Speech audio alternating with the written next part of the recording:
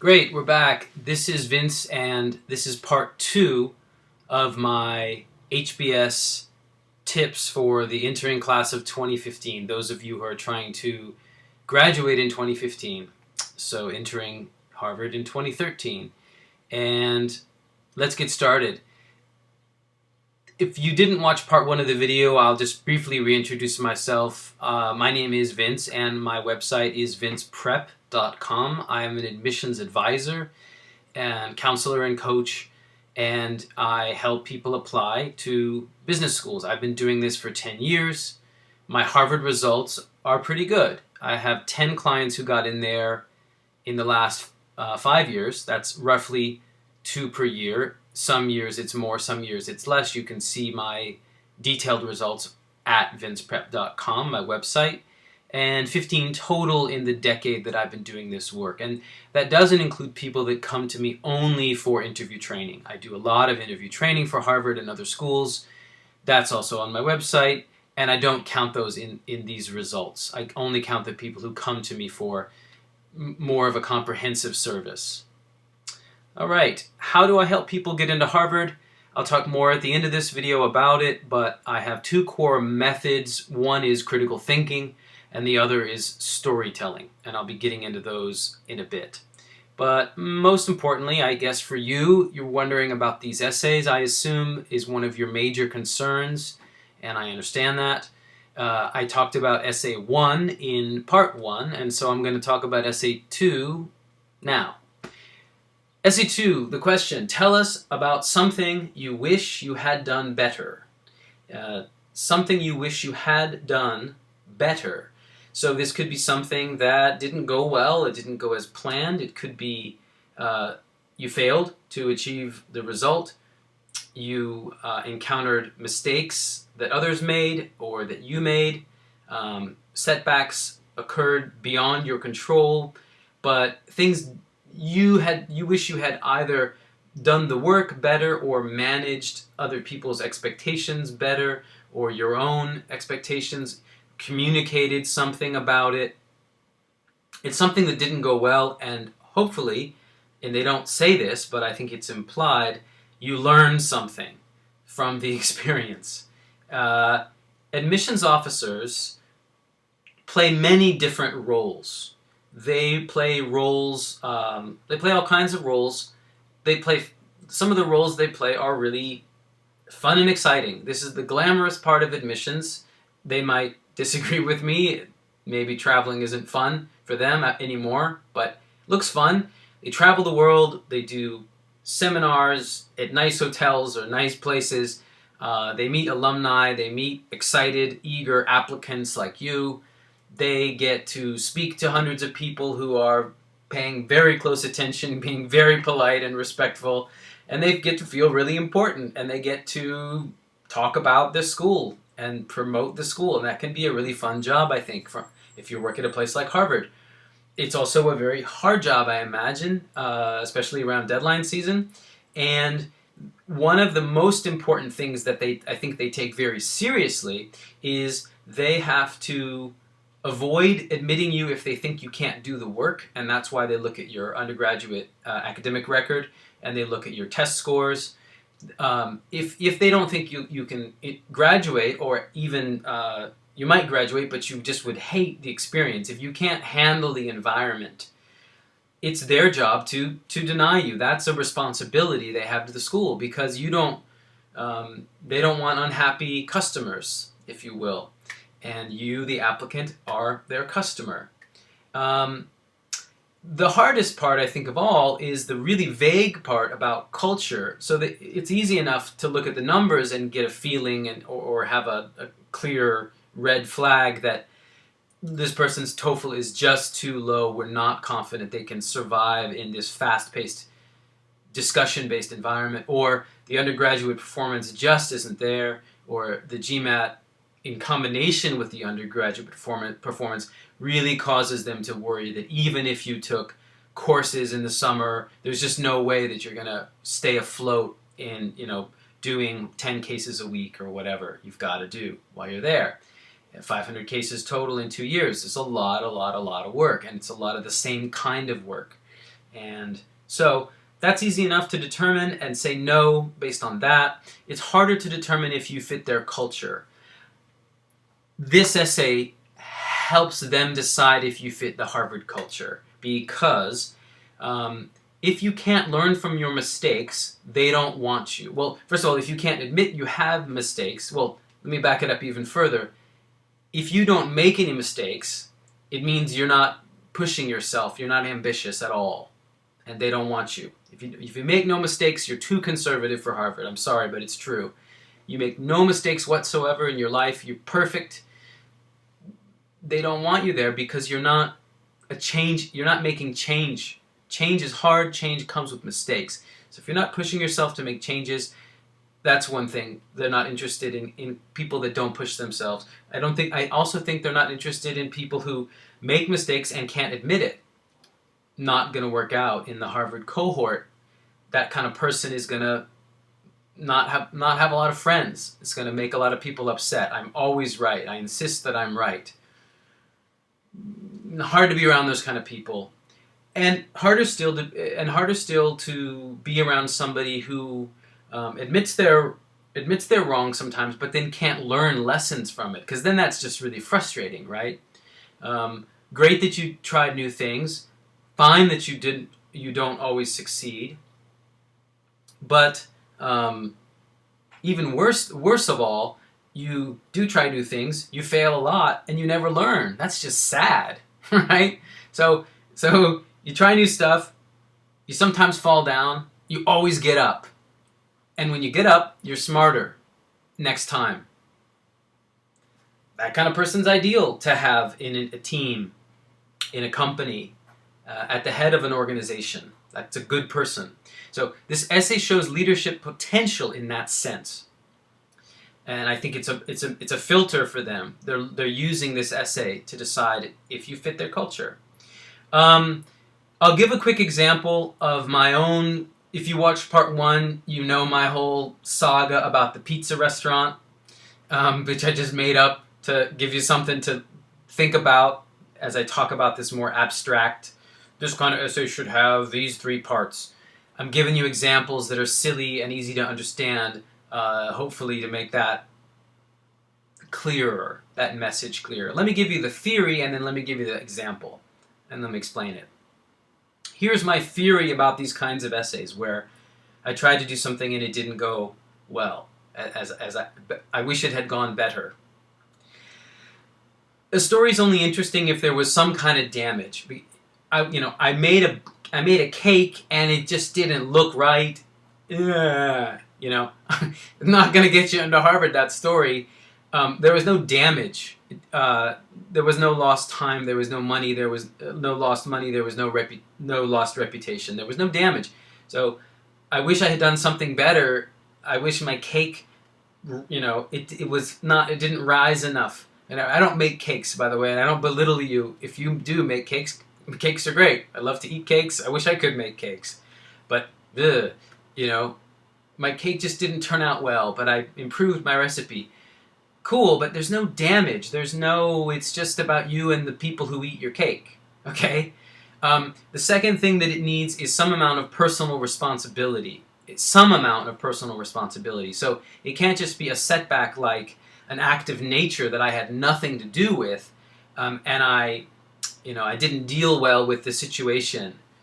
It's also not that happens, but it's not.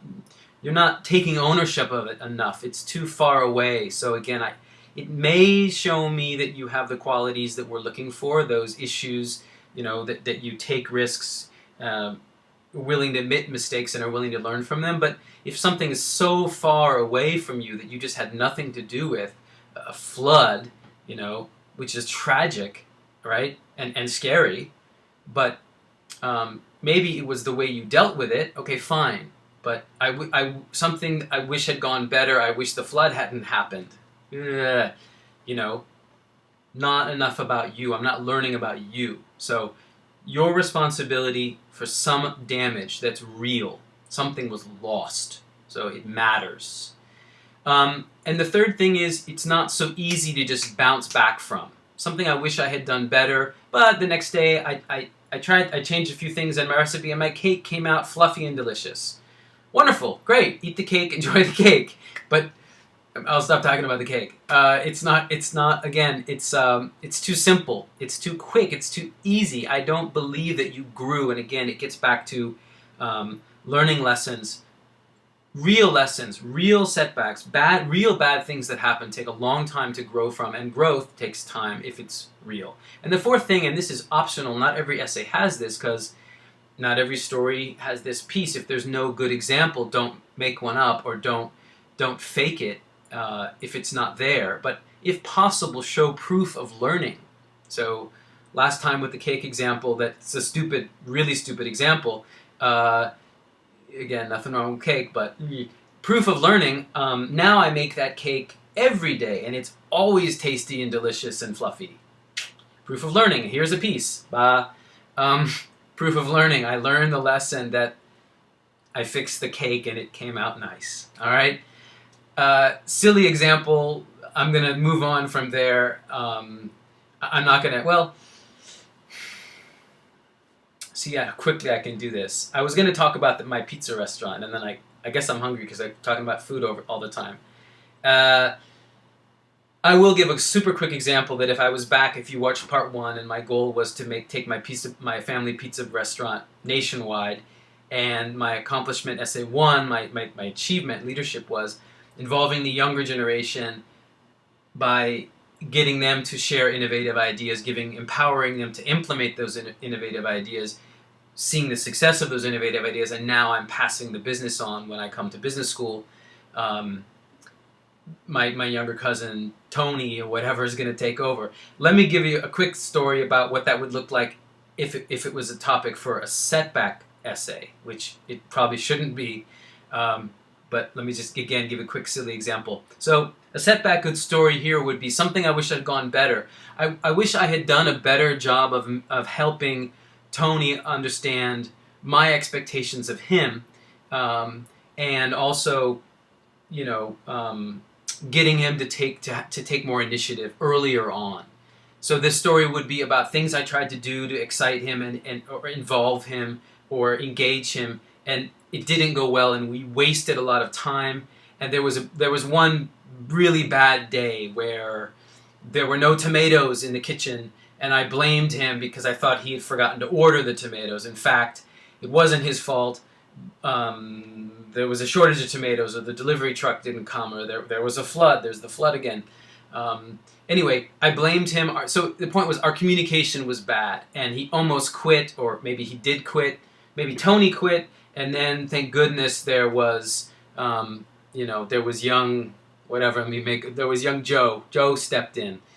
Lost Tony, I got Joe. I learned from the mistake I'd made with Tony. I pushed him too hard. I didn't incentivize him. I was too critical. I wasn't constructive. I wasn't helpful enough. And I learned it.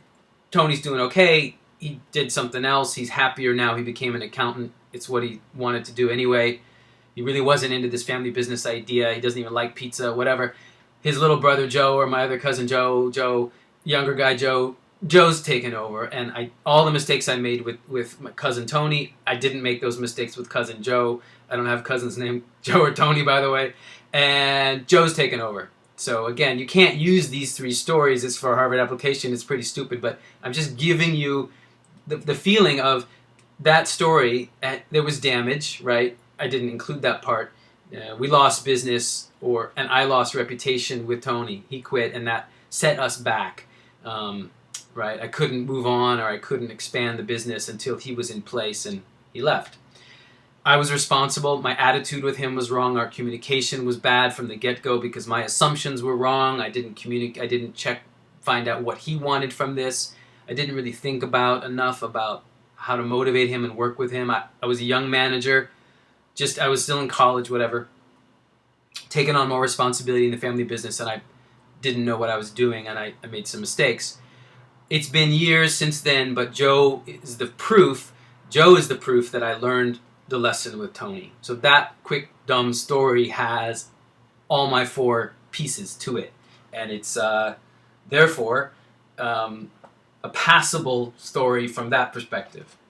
but it's got a lot of other problems if you were working out as your essay. Here's some stuff to brainstorm, because you want your own example. And again, as I said in part 1, authenticity is really important.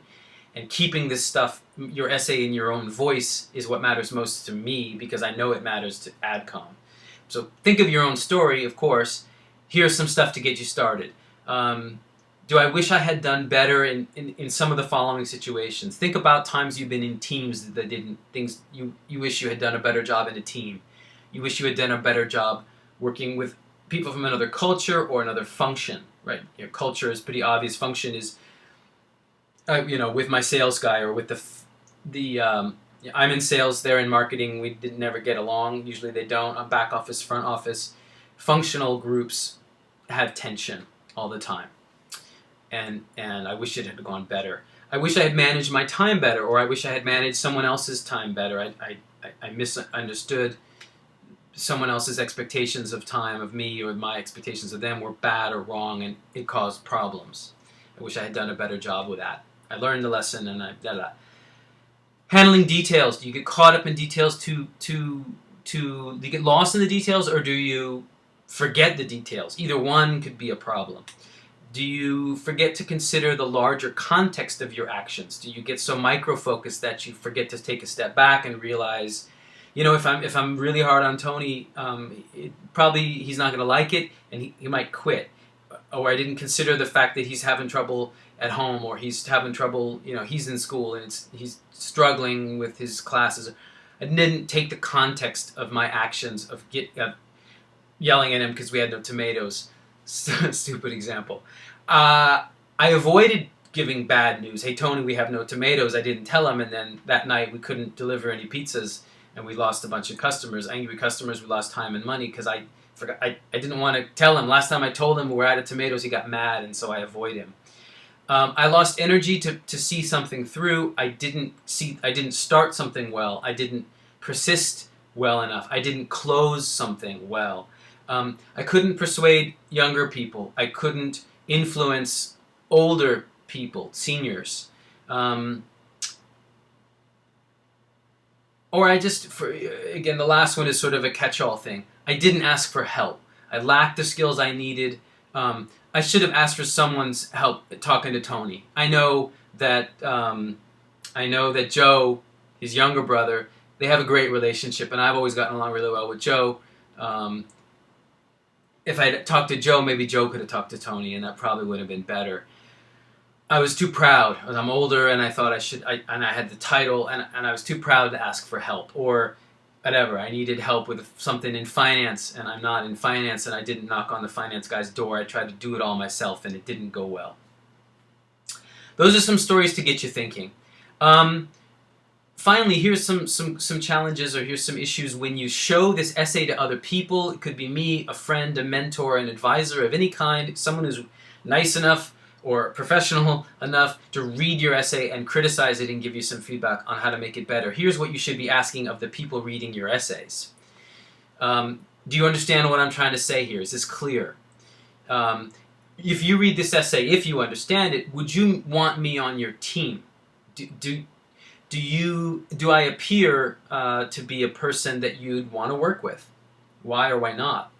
Do you believe that I learned any lesson? Is the lesson that I learned from this experience believable? Do you believe it? Can you see it? And if you were my mentor, right? If you were, or maybe this person is your mentor, if you'd been with me at that time and you'd been my supervisor, or you'd been a friend, even a peer, what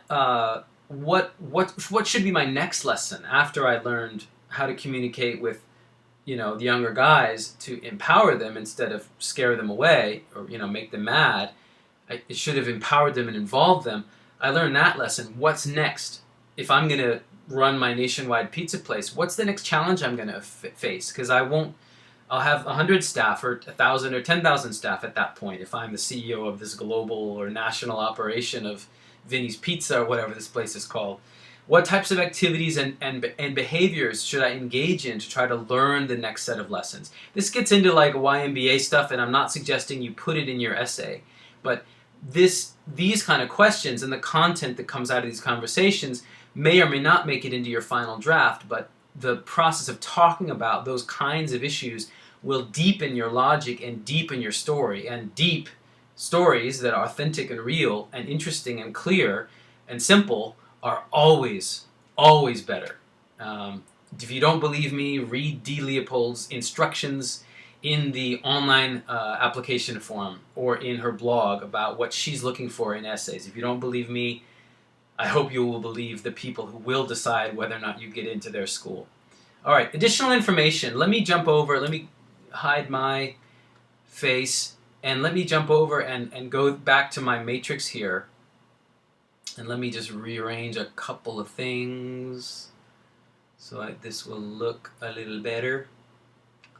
Yep. So here's my little chart of joy that compares the 5 top schools, top meaning most selective meaning they admit the fewest people, 7%, Stanford, 13%, Harvard, and Wharton. A lot of schools have 13% admit rate, but yield is the other criteria for that, and Harvard's got the highest, 90%. 90% of those who Harvard sends a admission offer to say, "Thank you, Harvard. Here's my money. I'm coming." So, application data stuff. We talked about that. It is important in part 1. Why MBA? Not as important. We talked about why it's not as important in Harvard, given their decision to turn it from an essay into a short question, and not even in the essay section, in the application data, in the experience section, which I think is an interesting and probably logical choice, but it's a bold choice, and to me it says that Harvard is not super concerned about your goals. That doesn't mean, though, that they must be clear. If you watch my Columbia video, I have this analogy about sushi. Goals are rice. If you're eating nigiri, right, a roll. I mean, not a roll. A piece of rice, a beautiful lump of rice, a boat of rice, if you will, right? A shaped rice stand, if you will, that's holding up the tuna or the whatever is on top. The eel, which I like as well, right? The rice is on the bottom, the eel is on the top, and the rice better hold up, okay? It can't fall apart. It better not be too crunchy or too soft. It can't have a funny taste. It's all about the fantastic tuna, or the world's greatest unagi, on the top of the rice. But so the rice, the goal for Harvard and every school, must be clear and believable, but it doesn't have to be exciting. It just simply has to be logical and believable and just ambitious enough to be worthy of a Harvard MBA in their eyes. So there is no why Harvard, and that gets back to the 90% yield. They have the highest yield, and they don't care why you want to go to Harvard. They'll decide if you belong at Harvard. That doesn't sound like, I make it sound terrible, but it's just a fact. They don't really want to hear why you want to go to Harvard. They might ask you at the interview, but they're not going to follow up on it. There's no personal essay, although the topic of Essay 1 or Essay 2 might be of a personal nature, but there's no personal essay the way Columbia has a personal essay, or Stanford has a personal essay. Essay 1 is very personal for Stanford. The setback essay is Essay 2. So the additional information, which is down here, but beneath the letters of recommendation, which I'll talk about, I'm going a little bit out of order here. The additional information, the optional essay, for Harvard, it's not called, for Columbia, it's called optional essay. For Harvard, it's here. It's called additional information. And Harvard says, additional information is not desired, but it might be necessary. Those are my words, actually. I say, it is not desired, but it might be necessary. Harvard says, the response is limited to 500 characters, so it's the same length as your goal answer. Most of my clients don't write anything here. I'll say it again. Most of my clients do write a little something here, but it's very minimal. They don't write these, they don't necessarily even use all 500 characters, because maybe their situation is like this one down here, which is very common, their current direct supervisor didn't write the letter of reference because the current direct supervisor doesn't know they're applying to MBA for whatever good, reason. Sometimes there's good reasons you don't tell your current supervisor about your plan. Or you just changed supervisors, or you just recently changed jobs, and your current direct supervisor doesn't know you as well as your previous one. Whatever it is. You need to explain it if you don't have it, and it can be super short and super simple, and I have very specific tips about that on my website. So this hollow triangle means that it's possible, but I discourage it, because adcoms, as you can see in their language here, which I'm not going to read, but you can find this in the Harvard application form when you log in and create your identity.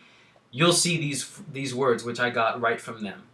And the stuff on the bottom is not straight from Harvard. This is just a list of four good reasons that if you have any of these 4 issues, I will strongly encourage you to write something brief. Brief is the key word. Look, a school that cut 50% of their essays from last year to this year is giving you a message.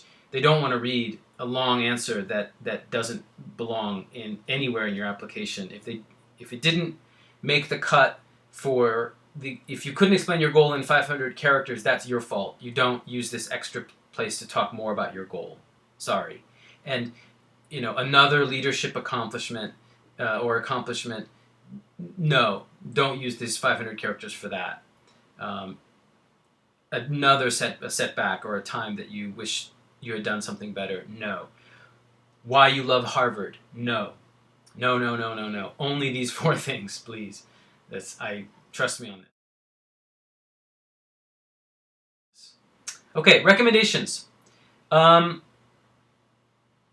Use the questions to filter your recommender choices. In other words, look at question 3, which is green. Please describe the most important piece of constructive feedback you have given the applicant. That's you. You being the writer of the reference, the direct supervisor or former direct supervisor, or et cetera, et cetera. And by the way, again, I have tons of stuff on my website under the references section about how to choose who should write your reference. But as it relates to Harvard, pick 3 people who have something good to say when they're answering this question. This is your criteria for who should write the Harvard references for you on your behalf. If they've never given you constructive feedback that caused you to reflect and grow, much like in Essay 2 of Harvard, if they never told you something that was difficult to act on and internalize for you to actually, he told me I needed to improve something about your soft skills or your communication or your personality or your attitude. It's not overnight. He didn't say, or she didn't say, make your PowerPoint better. You could learn that. If someone teach you that, you could read a book about that. It's not a small technical thing. My macros in Excel weren't good enough. So, anyway, hard to implement. This is what I call tough love. Tough love is a big part of the Harvard culture. Tough love means, you know what tough love means, I think. It's a very American phrase, and let me just quickly explain it. It's not, bondage and whips and stuff. Tough love basically means, like a parent would do, right? I have a kid, I have a son, I love him, and I want him to be a good human being and a good citizen. And if I think he needs to learn a lesson, I don't punish him. I talk to him, and I say to him that I want him to be better. I mean, he's only 6, or it's about to be 7. So I talk slowly and clearly and simply, and I talk when he's not upset, but I talk to him as a father would talk to a kid, and should talk to a kid with love, but with some amount of hope that he'll improve. And if it's something that's hard for him to fix, I'm not talking about, cleaning up his room or something. I'm talking about, I want you to be, listen to your mother, or whatever, all these things that dads say to kids.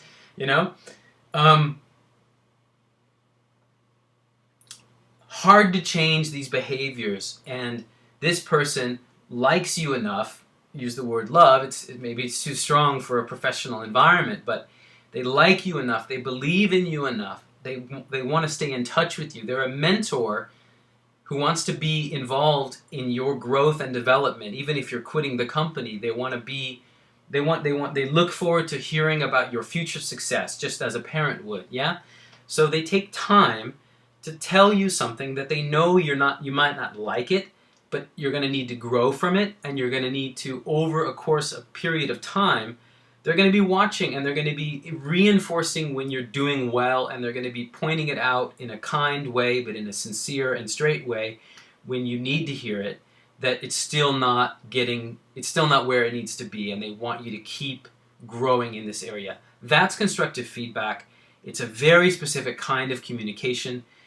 Only close associates and supervisors and mentors and whatever, whoever's writing your references, someone who knows you very well and cares about you, only someone like that is going to write this question, is going to have something to say in this answer. Harvard, I believe, very much cares about this question. Other schools have borrowed it and use it as well in their reference letters, and I think it is the most important answer in a reference letter. So do not pick someone who can't answer this with something real and something good, okay? It matters for Harvard's culture as well, because you're going to get constructive feedback in your cohort. The cohort is like a family. It self-regulates. If you're being mean to other people, they're either going to ignore you, or eventually somebody might actually pull you aside and say, I really want you to show a little more patience with so-and-so who's in our team, it's a language issue, right? Or it's a functional thing. They've never done this, or it's an age thing, or it's a whatever thing. They're just not good at communicating. They're more of a back office quant genius type, and be more patient, please, with them when you're in our team. Only a close friend at Harvard would say that to you, but they will say it to you because that's what makes their culture great and positive, and they don't want to turn it into the stereotype of Harvard, which is cutthroat and nasty, where everybody's trying to kick each other out, like get each other expelled or fail each other out, some kind of Hogwarts or something place which has all these mean people running around it with pointy hats. So the Harvard culture is fast-paced. People will shoot you down in public. The professor will challenge you in public in front of 90 of your peers and friends who you care what they think of you. And it's never done, I think, out of spite or meanness. It's done because it's what happens when you become a CEO or the leader of a major organization. It's hard to be at the top, and your board members or your stockholders or the media or your clients are going to be angry, or your employees, or your number 2 person, or your middle managers, right? Leaders take a lot of heat. Harvard gives you a lot of heat in a relatively safe environment so you can get out of the real world and take the heat well and weather the storms that leaders experience in life, okay? All right, I've gone probably overboard on that, but I really think recommendations matter. And going back to my little chart here, recommendations get a big black circle. I think recommendations are important because look here at this analysis. They didn't cut the recommendation at all. Still, you need 3. Still, there's 4 questions, right? The 4 questions are up here. These are, in a sense, 4 stories or 4 mini essays of 250 words each or less. So this is a max of 1,000 words per letter. So this is times 3,000 words. These recommendation letters, I call them LORs, letters of recommendation. These references, these letters of recommendation, these LORs, whatever you call them, these reference letters, these things that are written about you by other people, could be as long as 3,000 words. Your required essays of Harvard, Essay 1 or Essay 2, are only 800. Do the math. References matter. They could have required 2. They could have. Some schools are starting to make them optional. They could have made them optional, or even they could have just gotten rid of them. They don't, and I don't think they will, because they matter. They matter. They matter. They matter. So pick the right people and support those people to make sure that the stories that they're telling about you are valuable, authentic, interesting, and impressive. To give a full picture of you, because look, you don't have much space to talk about yourself. So get those people to do it for you. Motivate them to do a great job on your reference letter, because it does matter. Okay. Let's talk about interviews, which are at the bottom of my little chart here. Interviews with Harvard are not blind, they are comprehensive. There's two types of interviews, I guess you know that. My chart is handy here because you can see Columbia versus Harvard. Columbia is blind, they only use your resume. Harvard spends more money on it, and they fly their staff around the world. Your interview is only by invitation, unlike Tuck or Kellogg or some other top schools where you can request an interview on at your initiation. Harvard doesn't let you request one. They invite you or not. If they invite you, it's required that you attend. You either have to go to a hub city or you have to fly to Cambridge, which, by the way, I don't encourage. If they are inviting you to a hub, go to the hub, because the person at that hub is the decider, if you will, right? They are managing your file. It's regional, right? If you're in India, or you're in Asia, or you're in Europe, or in the US, they have hub interviews on the East Coast or West Coast. If you're really close to Cambridge, they're going to expect you to go to Cambridge. If they invite you to a hub interview and you're in Africa, don't fly to Cambridge to show your love of Harvard. It's expensive, it's wasteful, it's the middle of winter, they're really busy, if this is round 1 or round 2. It's a busy time of the year, but more importantly, the person who's at that hub, you're missing a chance to meet them. They're the one who's comparing you to all the other applicants from the Middle East, right? You want them to compare you to everyone else they interviewed in that hub. That's your competition. So it confuses the system. If you fly all over to Cambridge and someone else interviews you, then they have to tell the person who conducted the hub interview what they thought of you. And the hub person doesn't trust that other person quite as much as they trust their own judgment, because that's human nature. The only other thing I'll say about this is that for the first time, Harvard is now allowing a Skype interview, which I think is cool and interesting, and why not? It's 30 minutes, and it's with staff, and I already said that. It's a comprehensive interview, which means that they've read your entire file. And let me go back to me for a second and talk about this stuff, because I think I want to see myself.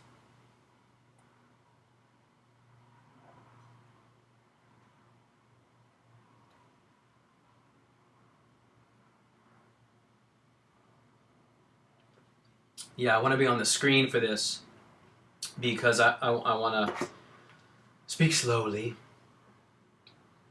And also I want to have these numbers in front of me because I haven't memorized all of them, frankly.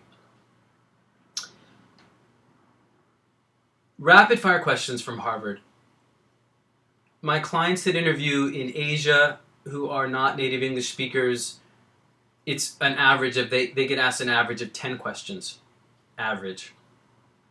My clients that are in India or the Middle East or other countries where English is expected, Europe as well, of course the US, Canada, Latin America, it depends on where you are, whether or not they're expecting you to have English as a primary language, a second language, or even bilingual situation.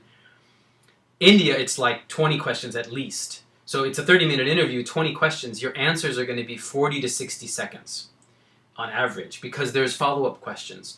So expect this. If you do mock training with me, I'll be sensitive. I'll prepare 20 questions. We may not get through them all in one session if it's a communication issue, and if you're just having a hard time getting your answers out, or if your answers are really, really long, we may not get to all 20 questions, but I'll prepare 20 questions because they prepare as many as 20 before the interview. When I say prepare, they are experts at this. They do this. You know, all the interviews are done by staff. I think, by the way, I think this is the way all schools should do it. But it's expensive, and I know they can't. But if they had the resources that Harvard has, all the schools would be, the people making the decisions about your file would be the one interviewing you. I think that's the best and most honest way. I think it's the most transparent. It's the simplest for them, and I think for you, the applicant, it's the most fair because there's quality control. There's quality control. All the schools that outsource this to their alumni, I understand why they do it. It's a lot cheaper, right? But there's just the quality control's not there. I hear horror stories all the time, and I help my clients address those issues and let admissions know if the interview was weird or if it wasn't in English. It's supposed to be in English. The interviewer may think they're doing you a favor. They might not want to speak English either, but it really should be, and it's unfair. If someone's was in English and someone else's was not.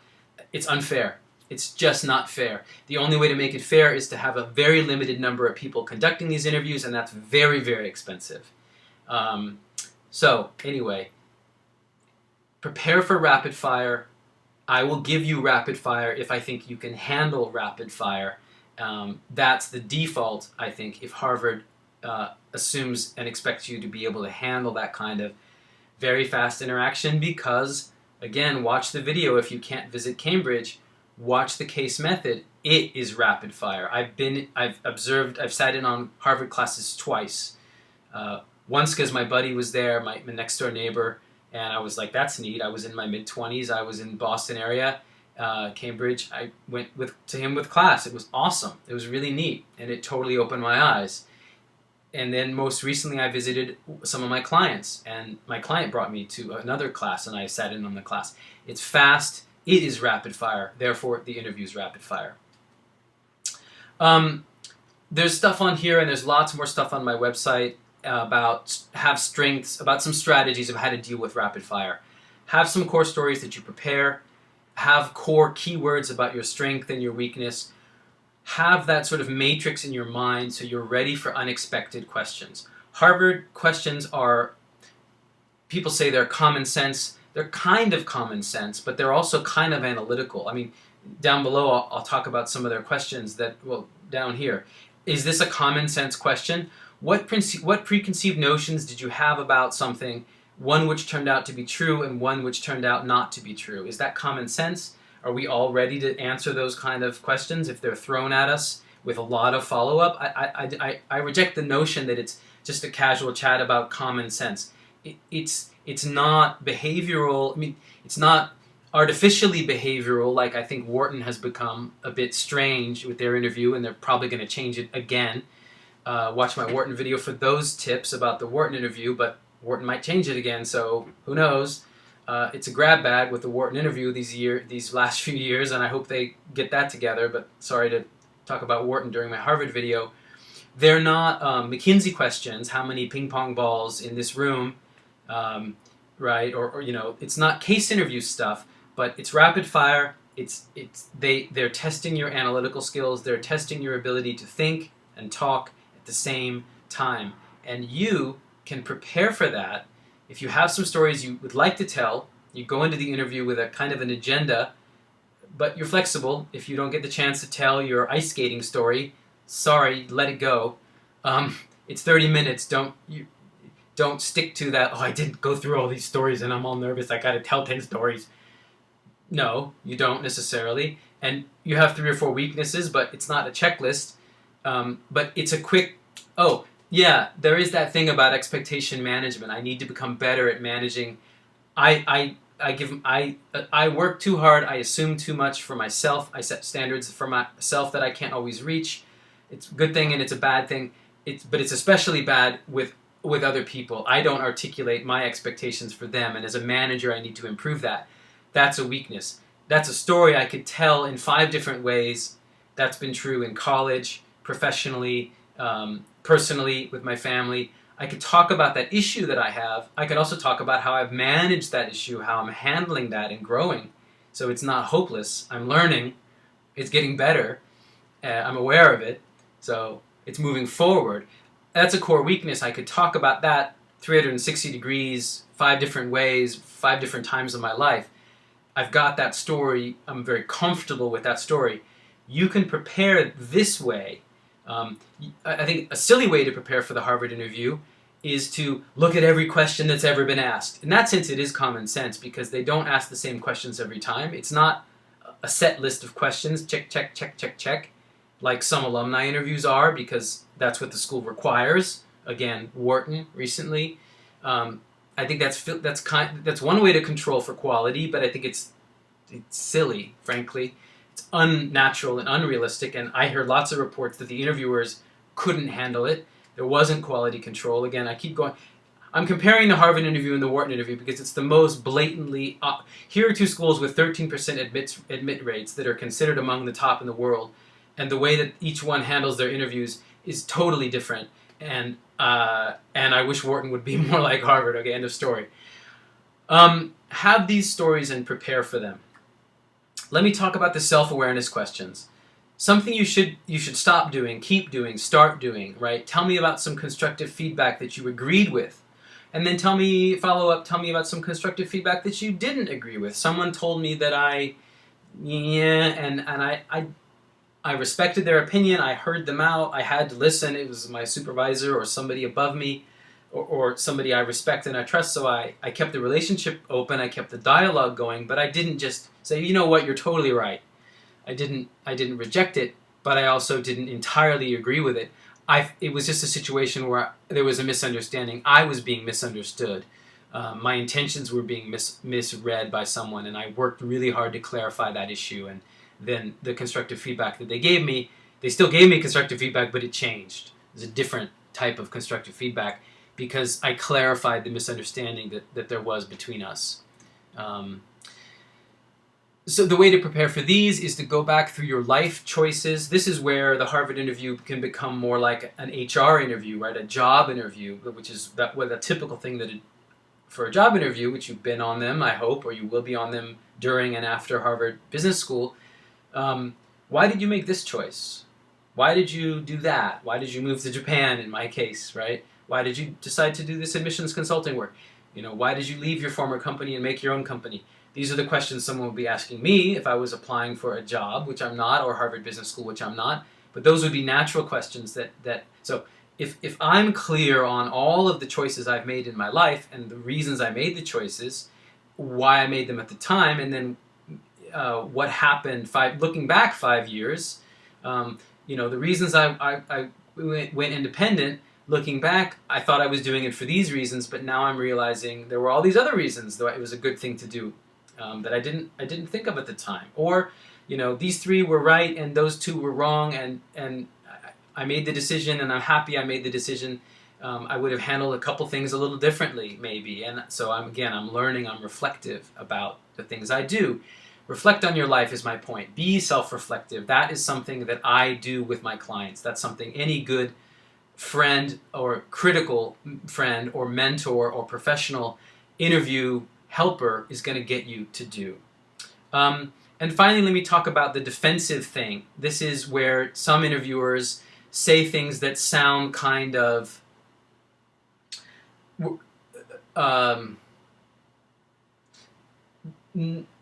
they make you react. They're trying to make you react. They want to see if you react in a way that sounds like this, where they say, some of my colleagues think that your job isn't really very difficult. Or some people in our committee, when we were talking about your file, or some of your recommenders say that you have a time management issue. What do you think about that? That's unfair in a way. Maybe if you didn't read the reference or you weren't party to the conversations. Of course you weren't involved in the conversations in Cambridge about your application, right? Of course you weren't there. You couldn't be. So they're referencing something that you're not aware of, maybe, and that always makes us nervous, right? Maybe you're getting that spam thing that I'm getting a lot now that's saying, like, somebody's saying something bad about you. Here, click this link. And it's a virus, right? Don't click it. But that's a very effective message because we always go, oh, what? Or like, somebody posted this damaging photo of you on Facebook. Click this link to see it. You're like, woo-hoo. You're going to click that, right? All the old scams aren't working. That's a good scam, isn't it? And I'm not saying Harvard interview is a scam. I'm just saying that that story of like, somebody's saying something bad about you. Really? Or, or you get mad. What? My job's not easy. My job's hard. What are you talking about? That's what they're watching for. So you should, instead of getting all about it, you should smile and say, interesting. I've heard that before, and I could see how somebody might have that impression. I guess I try to make my work, I do try to make it look easy, but here's why I think it's kind of challenging, and here's what I find challenging about it, and how I've grown in it, and here's what's interesting and not so easy about what I do. Maybe I didn't explain it well. Let me give it another try right now. No edginess, no defensiveness, no, tension. Just, that's interesting. I've heard that before, and let me address that. Thanks for the opportunity. Just a very human exchange. If you get those curveball-y kind of defensive questions. And by the way, all three of these kinds of things is what I do in my mock interview training. I do rapid fire to see if you can handle it. I slow down if you can't, but I test you, because they do. I give you these kind of self-awareness questions to see if you can think like this, and I dig and dig and dig to see if you've really thought about it, or if you just said something convenient.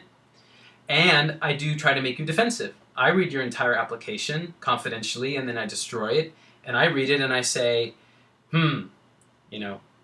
what's the interviewer going to try to make her defensive about based on what I'm seeing here? What's the weak point there that I can poke at and see if they go, what do you mean? What I try to make you do that if it's a mock session, because it's going to happen in the real interview, 50% chance at least. So I throw it at you to see if you can handle it. And they're doing it, again, because in the classroom, nobody's going to say, well, I think you're wrong because we were just talking about it and you're wrong. No, it's not like that, but they say things that make you defensive because they challenge your beliefs about yourself and your opinions about the case. And it's going to happen in leadership situations too. Right? People will challenge you. People should challenge you if you're a leader. If you're going to stick around, you better be getting challenged by the people close to you, because otherwise you're going to miss something really important, and then something bad is going to happen. Usually, that's the way it works. So you need a tough, critical circle around you as a leader in an organization to keep you honest and keep you on your feet and keep you on your toes and keep you aware of things that you might be not seeing. So the last piece, and this is my exclamation point on my little chart, is the post-interview self-reflection. And then I'm using, in quotes, D. Leopold's thing from her blog where she says, it's not an essay.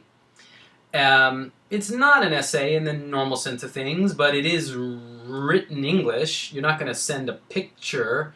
It's not a movie. It's not a PowerPoint. It's a piece of writing. Here's what they say. Following the interview, candidates are required to submit a written reflection using our online application system. It has to come back to them within 24 hours. You're going to submit it. It's like an email, but it's actually you log in, right, to your page, and you have to type or copy and paste maybe your answer to this question. The question is, you've just had your Harvard interview. Tell us about it. How well did we get to know you? Open-ended question. I like this question. I think this is neat. And no limit. Really neat, right? They're testing your judgment. Are you going to write 7,000 words? Or are you going to write 2 sentences? Hopefully something in the middle. Look, their essays are around 400 words. I don't suggest you write exactly 400 words. That looks like you may have written it ahead of time, which she tells you not to do, and I will tell you not to do. Do not write this ahead of time. But, and here's my offer, practice writing it. So, here's what I'm going to do for Harvard interview training. This is brand new because Harvard's adding this brand new piece. In the past, if somebody signed up and paid me for 1 hour of training, we did a 30-minute mock interview based on the 20 questions I prepared. As many of them as we can get through, depending on how long your answers are. We do the 20 questions, or as many as we can do in 30 minutes. We stop, and then I say, okay, now relax. How do you feel? How do you think you did? And then I give you my assessment. What's good? What's bad? How to make it better, right? I do that all in real time in an exchange, either through Skype video, whatever. From now on, I'm going to do that over writing, over attachments. We are going to do it over probably Microsoft Word or the body of an email. I don't care. Here's how it's going to work. We'll have a 30-minute interview, and when it's over, I'll say, just like Harvard will say, thanks very much for your time. We'll be in touch, meaning like don't contact us. We'll contact you. Thanks. Bye. Nothing. Your homework in the next 24 hours, you will hear nothing from me, but I owe you 30 minutes of my time. You, in the next 24 hours, write everything you want to say about the interview with me as if it was real, right? You answer the same question, but you answer the question, tell Vince tell me how well I got to know you, right? We just finished our mock Harvard HBS interview. Tell me about it. How well did Vince get to know you? You tell me, and you can practice this, and you can send me your answer, and I won't fix your English, and I won't edit it, and I won't tell you, but I will give you my feedback. I agree that you I agree with you that this story wasn't very effective, but I don't agree with you that Like, I'll critique and I'll tell you where I agree with your self-assessment and where I think you missed something important. Yeah? We'll have a written exchange, and that in that way, and it takes 30 minutes for me to read everything you wrote, think about everything. I'll take some notes. That's billable time. After your interview, I'll spend a few minutes gathering my thoughts to be ready so I don't forget. I'll read your thing. That's all within 30 minutes. The 30 minutes of feedback time. I read what you sent me. I write my response to what you sent me. I don't edit what you sent me. I send you back my feedback. That's the other 30 minutes of the interview. And then so then it's simulating this experience for you to give you practice to write this real thing in real time after your real interview. Okay? That's my modification of my Harvard mock interview, because Harvard has modified the requirement.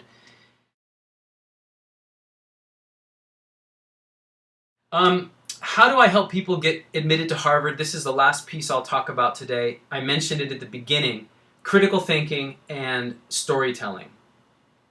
Critical thinking is nothing more than analytical thinking, breaking down problems into their components, down to their roots.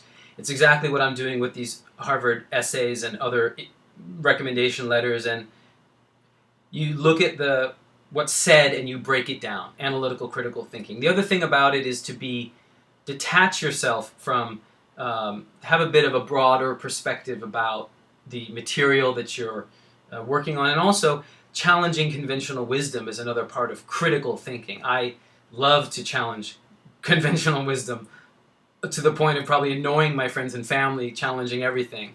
But critical, I am critical. I like to be critical. It's helpful to be critical. It's also sometimes not helpful to be critical. But in an admissions advisory situation, I think that's what you want, is critical. And I am critical within reason, and I try to be sensitive to what you, my client, or you, my audience, can handle. I try to be sensitive to that. I make mistakes sometimes, but I try to be very, very critical, and also very, very helpful and practical to give advice to help you assess your situation. If I think that you're selling yourself short, a client will come to me and I think they have a good profile for Harvard, and they say, I don't like the culture, it's so aggressive, I have a bad image of the school, and I often will say, just apply and see what happens. And a lot of times they might get in if I have that sense based on their profile. I do that a lot with not only Harvard but other schools. I often do say, why don't you think about this school? I think you might fit more than you think. You might be, go for it. If it's something you've ever thought you might do, try. I say that a lot. Storytelling comes from my training as an actor, doing improv theater, which is basically creative storytelling in a group with an audience, spontaneously, which taught me narrative structure, very efficient to break down, identify, and articulate storytelling that connects emotionally as well with an audience, as well as the critical thinking logic piece. Storytelling is very important. I wish I had more time to talk about it. I'm going to skip it for now. I don't think that's why you're watching. I'll probably make more stuff about my storytelling methods later. This is my summary of the Harvard. This is the summary of everything I've said. I'm going to leave it up here on the screen. It's on my website. I'm not going to repeat everything on this page because I want to get this under an hour. I am going to sign off. I'm going to thank you again for your time and attention. Please stay in touch and give me feedback. I want to make these videos better, and I wish you the best of luck in this process. Thanks a lot, and let me know if you need anything. All right, take care. Bye-bye.